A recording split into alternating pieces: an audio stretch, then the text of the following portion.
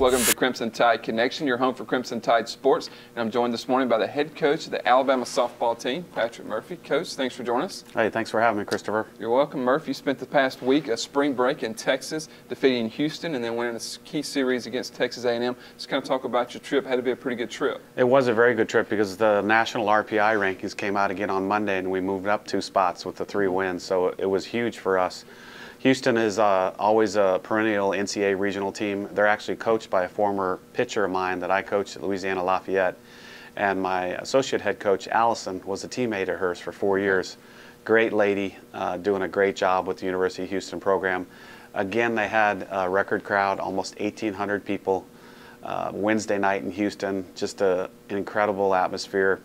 After the game was over, Jackie Traina basically won it by herself. She hit 2 home runs. Leslie Jury pitched a great game, but they set up tables on the first baseline all the way down to right field, and like 2 or 3 girls from each team sat at each table for autographs, and the line for the autographs almost touched the left field grass. Wow. Yeah, so just a great atmosphere. A lot of kids in Houston that we got to meet and greet, and some people that didn't get to see Alabama in person got to see the J Train and Leslie Jury and Caleb Rowe, and just a really neat night. We got to eat at Molly Fichtner's house the night before. She's from right there, probably 20 minutes away. Andrea Hawkins is about an hour away in Bay City, Texas, so all their friends, all their family got to see us. And you had a fun series at Texas A&M, winning 2 out of 3. Actually, on was it Friday night? I believe Caleb Rowe actually robbed Texas A&M of a home run, and ESPN actually emailed me and some other people here trying to find the footage. They wanted to include it in top 10 plays, which Bro knows something about being in the top 10 plays, but they couldn't find the footage.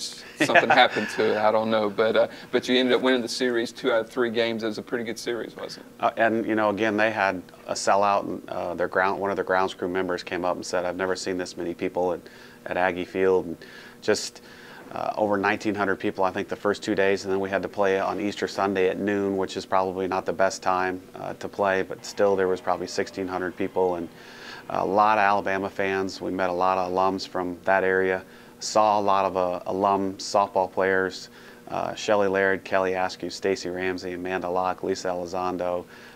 It was just an awesome trip, and they're a very good team. It's a tough place to play. And you know, to come away with 2 out of 3 against the top 10 team on the road is a great feat for us. Well, Murph, as you head down the home stretch here in April, you're going to spend almost the entire month at Rhodes Stadium. You got to be pretty excited about that, don't you? Yeah, I mean, I was reading in the paper this morning about almost the month of April, and almost there's one little side trip at the end of the month. We'll talk about that later, but it seems like forever. I mean, I was out there this morning. I got to see Chris Hildreth, our grounds crew, and the field's looking awesome. And you know, we have a very good opponent in Jacksonville State tonight, and then Missouri on the weekend. So it'll be a tough homestand. As you said, Jacksonville State tonight, a good in-state team, and then you'll face a top 10 team in Missouri on this weekend. Friday and Saturday's game, Friday night at 8 o'clock and Saturday at 2 are nationally televised on ESPNU, and then on Sunday at noon. And one of the reasons why ESPN loves to come here is when they film from center field and they shoot into the home plate, they see a full grandstand. And we're hoping for 4,000 people for all 3 games. Missouri has one of the best pitchers in the country. It's going to be one heck of a series. I got people coming back from Houston, coming to Tuscaloosa to watch just this series for Alabama and Missouri. And, you know, they're a newcomer again to the SEC, Texas A&M and Missouri. And one of the most fortunate things that both schools have going for them is they both have senior pitchers, and probably, you know, in the top 10 of all the pitchers in the country, those 2 kids. So it's going to be quite the series. Murphy, it should be an exciting series, as you said. We hope to have a packed house. Just talk about how your team, how you feel like this lineup will match up against that senior pitcher. Well, she does a lot of things great. You know, she's got an up pitch, she's got a down pitch, she's got a change up. You know, you never know where it's going to go. When she gets ahead in the count, you really, really have to dig in and work hard to battle against her.